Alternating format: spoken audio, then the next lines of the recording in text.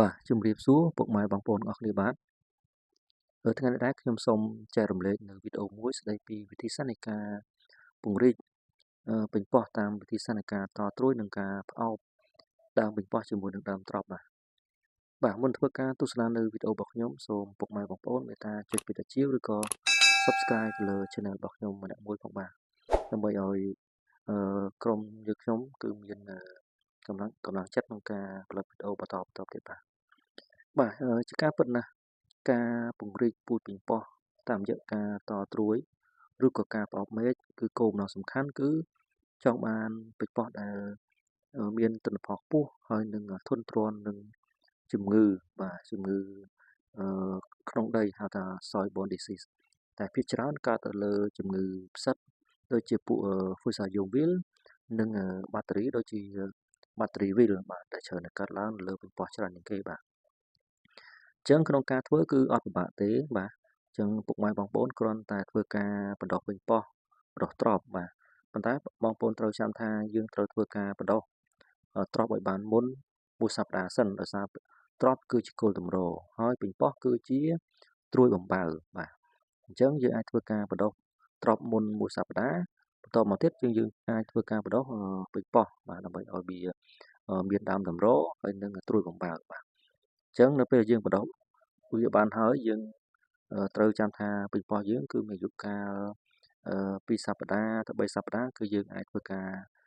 បង្កាត់បានហើយបាទអញ្ចឹងយើងអាចធ្វើការបង្កាត់បានទៅលើប៉េងប៉ោះរបស់យើងបាទតាមរយៈវិធីសាស្ត្រនៃការតត្រួយនិងការផ្អោបមែកបាទអញ្ចឹងយើងក៏នៅប្រើឧបករណ៍ងាយៗដូចជាប្រើឡាមក៏បានដែរឬខ្សែចំណងដែលខ្ញុំបានប្រើខ្សែចំណង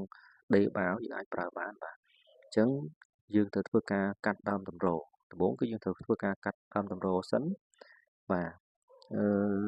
កាត់នៅកន្លែងដែលមិនចាស់ពេកមិនខ្ចីពេកគឺល្មមបាទបន្ទាប់មកគឺយើងប្រើវិធីសាស្ត្រនៃការពុះបាទពុះជារាងអក្សរ V បាទនៅផ្នែកខាងលើនៃដើមត្រប់របស់យើងបាទនៅពេលពុះហើយគឺយើងត្រូវធ្វើការយកត្រួយប៉េងប៉ោះបាទយើងកាត់នៅផ្នែកដែលមិនចាស់ពេកមិនខ្ចីពេកយកវាមកកាត់ជារាងមុខពលិកដើម្បីងាយស្រួលក្នុងការស៊កទៅលើផ្នែកដើមត្រប់ដែលយើងពុះជារាងអក្សរ V បាទកាលណាយើងពុះហើយយើងត្រូវយកត្រួយប៉េងប៉ោះយកមកសៀតនៅលើគោលទម្ររបស់យើងបាទកាលណាយើងសៀតហើយគឺយើងត្រូវធ្វើការរុំខ្សែវាធ្វើម៉េចឲ្យណែនបាទហើយរក្សាទុករយៈពេល2សប្តាហ៍ដោយធ្វើការគ្របថង់បាទគ្របថង់វាឲ្យជិតដើម្បីការពារកុំឲ្យវាហួតនៅសំណើមមានថារុក្ខរំហួតចេញពីរុក្ខជាតិបាទដែលធ្វើឲ្យដើមប៉េងប៉ោះអាច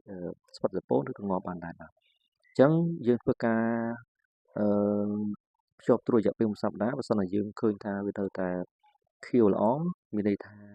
ប៉េងប៉ោះយើងគឺវាទទួលបានជោគជ័យហើយអញ្ចឹងយើងរក្សាទុករយៈពេល2សប្តាហ៍យើងអាចធ្វើការដកថងចេញបាទហើយយើងកុំទាន់អានស្រាយខ្សែចេញកាលណាយើងស្រាយខ្សែចេញកាលណាវាទៅខ្យល់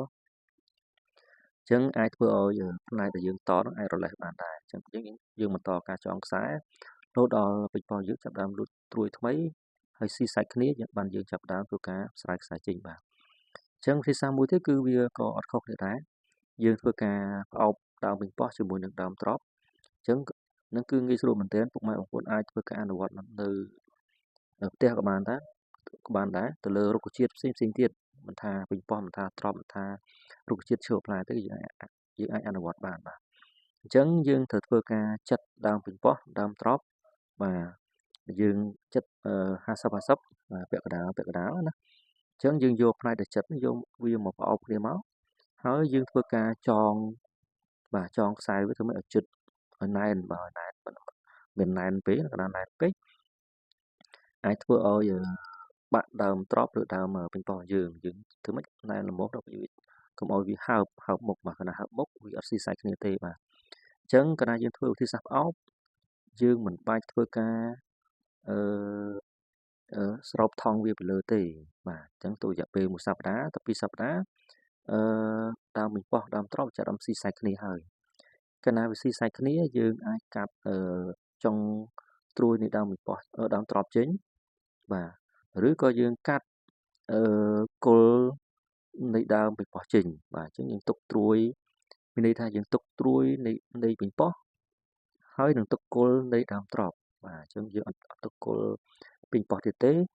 ហើយក៏យើងមិនទុកចុងនៃដើមត្រប់ទៀតដែរយើងទុកតែចុងប៉េងប៉ោះនិងគល់ត្រប់បាទសម្រាប់ការដាំដុះរបស់យើងបាទអញ្ចឹងយើងធ្វើការចងខ្សែជាមួយនឹងបង្គោលដើម្បីការពារកុំឲ្យវារលេះនៅពេលមានខ្យល់ខ្លាំងបាទយើងត្រូវគិតចាំថាទុកវារហូតដល់វាស៊ីសាច់គ្នាបានយើងចាប់ដើមយកវាទៅដាំហើយនឹងស្រែខ្សែចេញបាទអញ្ចឹងពុកម៉ែបងប្អូនព្យាយាមអនុវត្តធ្វើនឹងជោគជ័យបាទហើយបើសិនមានសំណួរទាក់ទងនឹងការតត្រួយប៉េងប៉ោះឬក៏ប្រអប់ដើមប៉េងប៉ោះជាមួយដើមត្រប់អាចមានទំនាក់ទំនងមកកាន់យើងខ្ញុំបានយើងខ្ញុំនឹង free នឹងការឆ្លើយសំណួរជូនបាទសូមអរគុណដល់ពុកម៉ែបងប្អូនអរគ្នាបាទដែលនិយមទស្សនានៅវីដេអូរបស់ខ្ញុំហើយខ្ញុំសង្ឃឹមថាពុកម៉ែបងប្អូននៅតែបន្តគាំទ្រនៅវីដេអូរបស់ខ្ញុំរហូតបាទអរគុណច្រើនបាទពុកម៉ែបងប្អូនអរគ្នាបាទ